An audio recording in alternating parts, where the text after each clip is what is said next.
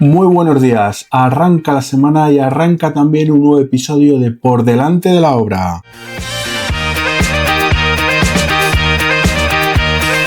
Soy Raúl Molina, arquitecto técnico y jefe de obra con más de 20 años de experiencia dirigiendo proyectos de todo tipo, y este es el podcast que a mí me hubiera encantado escuchar cuando empecé en obra. Aquí no vas a encontrar teoría, ni lo que lees en un manual, ni lo que ves en YouTube. Lo que vas a escuchar son consejos y experiencias reales, nacidos de más de 2 décadas pisando barro en obras, enfrentándome a problemas de verdad, aprendiendo de mis propios errores y también de muchos profesionales con los que me he encontrado en todos estos años. Cada lunes voy a estar aquí contigo para darte ese empujón que todos necesitamos al empezar la semana y ayudarte a siempre ir por delante de la obra, anticipando problemas, controlando costes y ganando tiempo, dinero y tranquilidad. Porque en obra lo sabemos bien, los lunes siempre llegan con prisas, con imprevistos y con marrones de la semana anterior, y la diferencia entre perder el control o llevar la obra firme está en una sola cosa: ir siempre un paso por delante. Y ahora os quiero dejar con mis colaboradores virtuales. Les he preparado este tema para que te lo cuenten con detalle. Te van a hablar de los 10 consejos esenciales para jefes de obra antes de iniciar la obra.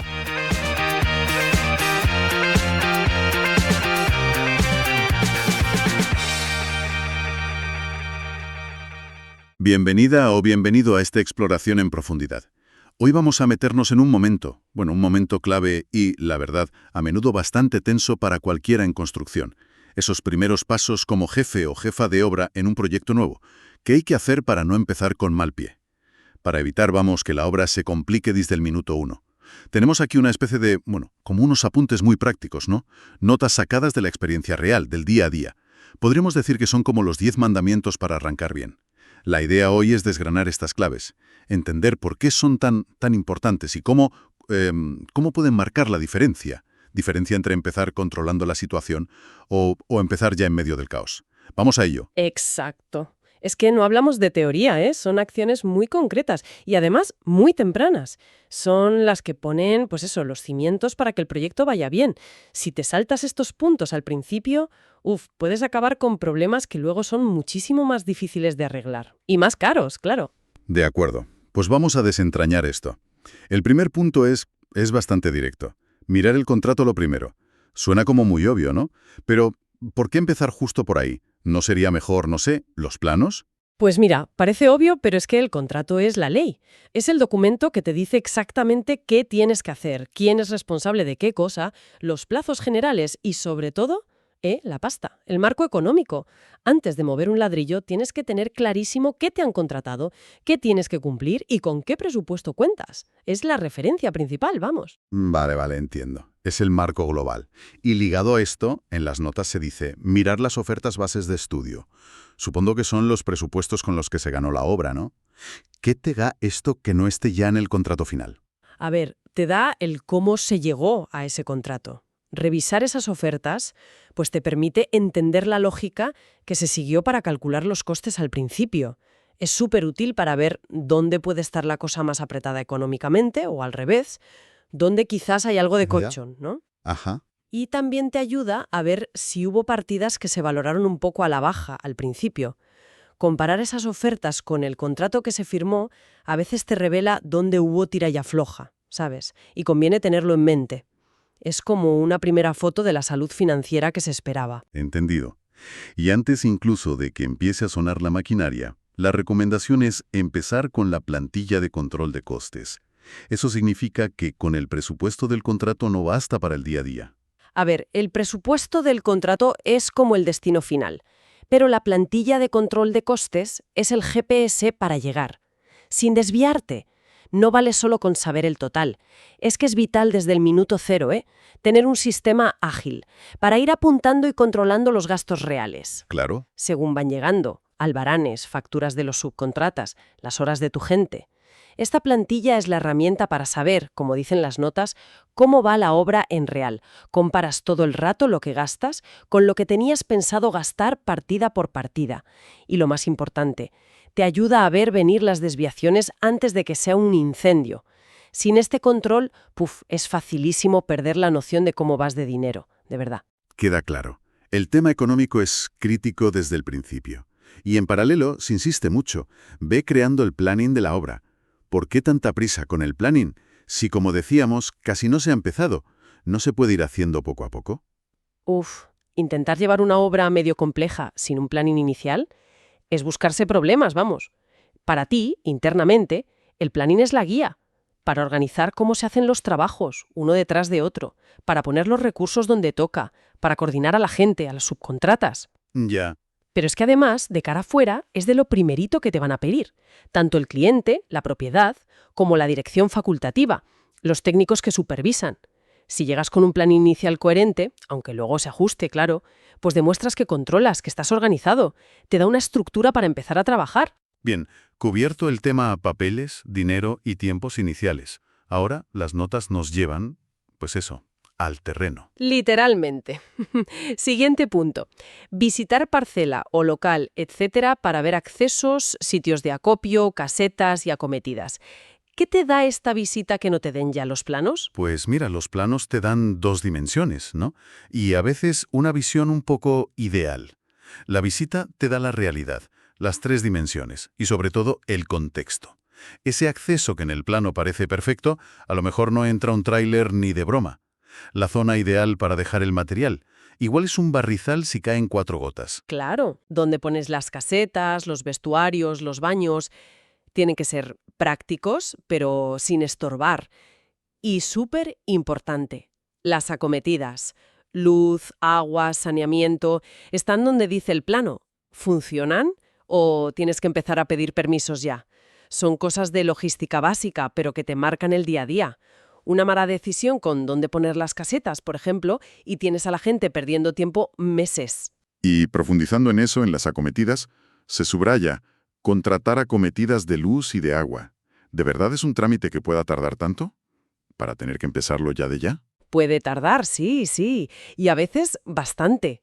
Depende de la compañía, de dónde esté la obra, de si la conexión es fácil o no. Puede irse semanas o incluso meses. Y es obvio, ¿no? Pero sin luz y sin agua corriente, pues muchas tareas o no las puedes empezar o las tienes que hacer de forma muy precaria. Con generadores, con cubas, un rollo y un gasto. Ya, claro. Asegurarlas cuanto antes te evita parones tontos justo al principio, que es cuando más interesa coger ritmo. Parece una gestión pequeña, pero es prioritaria, de verdad. Entiendo. Infraestructura básica, sí o sí. Otro punto muy técnico de esa visita. Ver la cota de saneamiento. Suena súper específico. ¿Por qué es tan importante comprobar esa altura o profundidad justo al empezar? Es que es vital. Porque si te equivocas ahí, las consecuencias pueden ser, gordas, a nivel estructural y de dinero. La cota es la altura, el nivel de la alcantarilla de la calle a la que tiene que desaguar tu edificio. Y eso marca cómo diseñas y haces tus tuberías. Vale. Imagina que la red de la calle está más alta de lo que pensabas o de lo que ponía en el proyecto. Pues igual el agua no baja sola, por gravedad.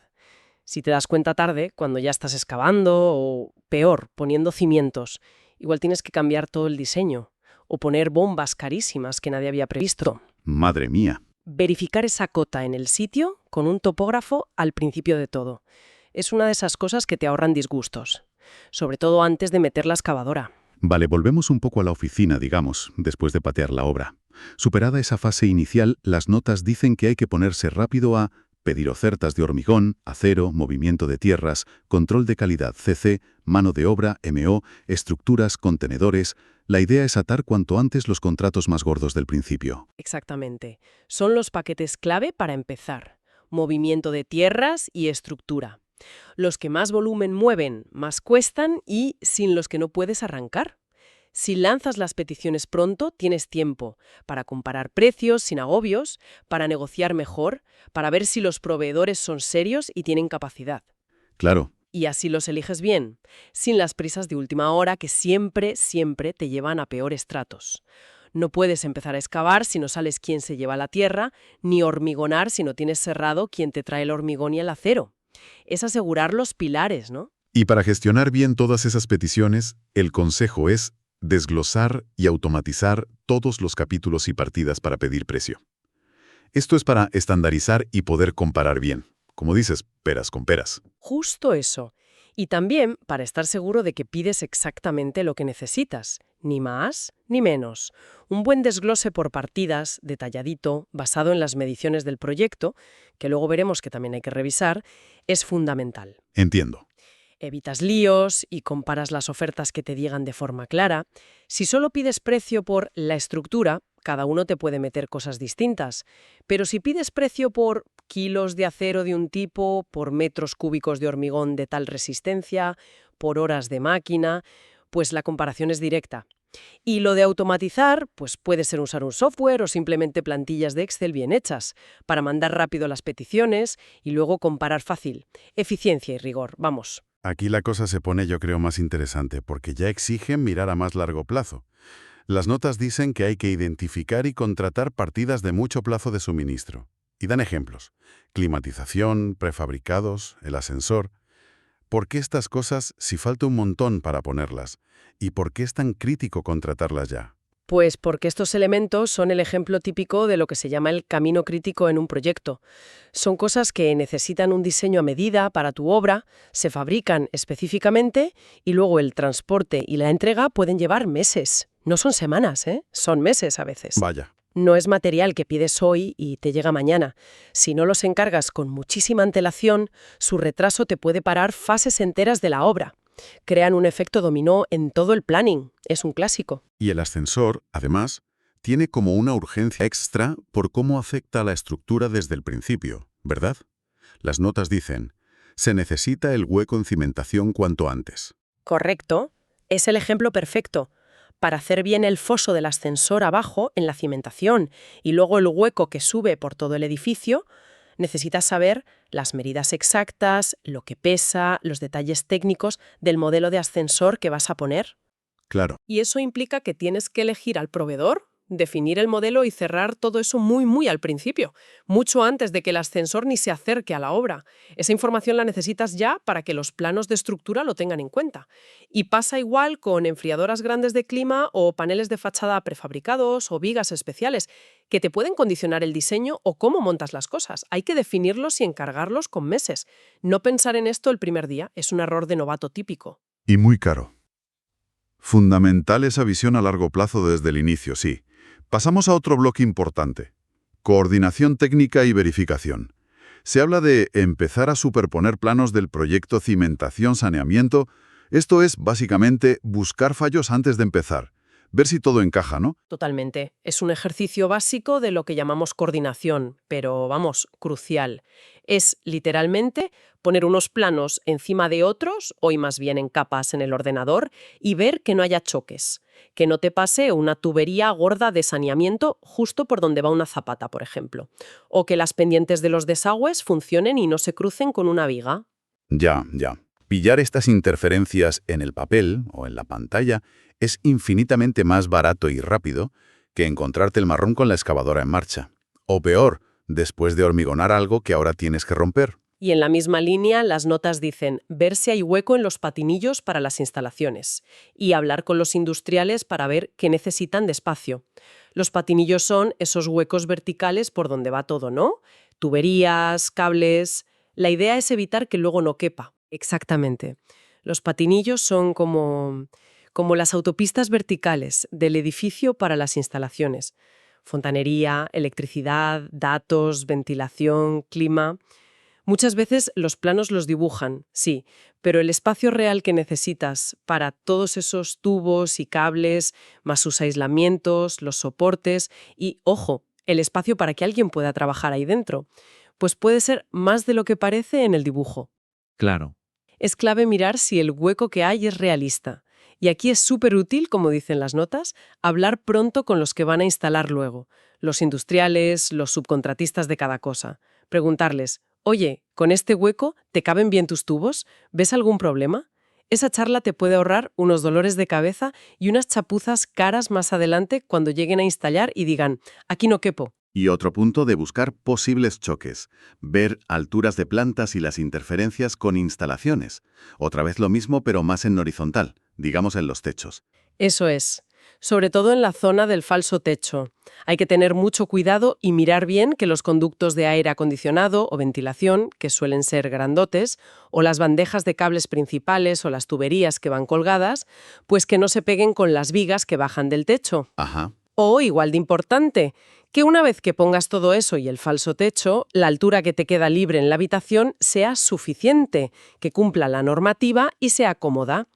Es otra tarea de coordinación básica entre estructura, arquitectura y todas las instalaciones.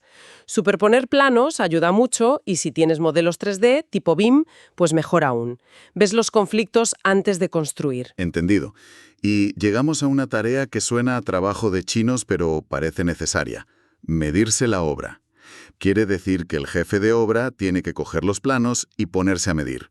Metros cuadrados de pared, kilos de hierro, número de inodoros. ¿Qué se busca con esto? Exacto, suena a curro, sí, pero es tiempo bien invertido, te lo aseguro. Es como hacer una auditoría tú mismo de las mediciones que te dan con el proyecto, comparar esas listas de cantidades con lo que tú ves en los planos. ¿Y por qué? Pues porque esas mediciones oficiales no siempre son perfectas. Ah, mira. A veces pueden tener colchones, o sea, cantidades un poco infladas respecto a lo que hay en el plano. Si lo pillas pronto, es información útil. Igual tienes ahí un pequeño margen económico si lo gestionas bien. Y otras veces, que es peor, en las mediciones faltan cosas. Uf. Partidas importantes que no están o que están muy por debajo de lo real. Encontrar esas omisiones o errores pronto es clave. Para ajustar tu control económico, para ver venir sobrecostes que van a ser inevitables y si son gordos poder hablarlo con el cliente o con la DF, Dirección Facultativa, y buscar soluciones antes de que explote. Es, en el fondo, controlar el alcance real y la viabilidad del proyecto que te han dado. No te puedes fiar al 100% de las mediciones sin revisarlas. Comprendido. Es como hacerle un chequeo interno al proyecto nada más recibirlo. Y finalmente, las notas tocan la parte humana, las relaciones. Ve a la primera reunión con la propiedad y la DF, Dirección Facultativa, con el proyecto mirado y con una serie de dudas. Aquí la clave es Causar buena impresión demostrando que te has puesto las pilas, precisamente. Esa primera reunión formal, con el cliente, la propiedad y con los técnicos que han diseñado y supervisan. La dirección facultativa, normalmente arquitecto y aparejador. Es un momento súper importante. Marca el tono de cómo va a ser la relación en toda la obra. ya. Si llegas a esa reunión y ven que le has dedicado tiempo al proyecto, aunque sea una primera lectura, y eres capaz de hacer preguntas con sentido, plantear dudas razonables, incluso alguna pequeña sugerencia, pues das una imagen muy buena, de profesionalidad, de que te implicas, de que eres diligente. No se trata de ir a criticar, sino de demostrar que ya estás metido en faena y pensando en cómo hacerlo bien. Y eso, como dicen las notas, genera mucha confianza en ti como nuevo jefe de obra y ayuda a que la colaboración sea más fácil. Es empezar con buen pie, vamos. Entonces, resumiendo un poco todo esto, estas claves iniciales para alguien que empieza de jefe de obra, pues no son magia, ¿no? Son método puro y duro, disciplina. Cubren desde mirar bien el contrato y planificar la pasta y los tiempos, hasta conocer el sitio físicamente, contratar bien lo importante, coordinar la técnica para evitar líos y, al final, gestionar bien las relaciones con la gente clave. Correcto. Es un enfoque totalmente proactivo Sistemático. que hay que aplicar desde el día 1. Seguir estos pasos te ayuda muchísimo a reducir riesgos que no esperabas, a tener un control desde el principio sobre los costes y los plazos, que son siempre los grandes caballos de batalla, y a construir una relación de confianza con el cliente, con los técnicos, con tus proveedores. Sí. Son acciones que evitan que pequeños despistes del principio se hagan una bola de nieve enorme más adelante. Es literalmente poner buenos cimientos para gestionar bien la obra. Queda clarísimo. La preparación técnica, la planificación, la gestión son vitales en esas primeras semanas que deben ser intensísimas. Pero bueno, lanzamos una reflexión final para quien nos escucha.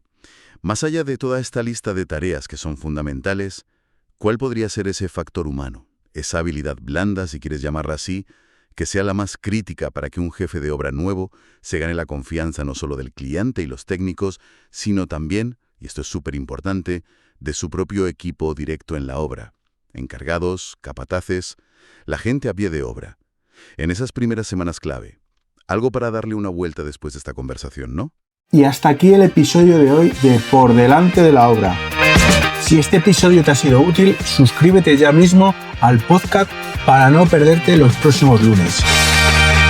Y recuerda, si quieres estar al día de todo mi contenido, sígueme en mis redes sociales. Porque en obra, el que va por delante, gana. Te deseo una gran semana. Nos escuchamos el próximo lunes.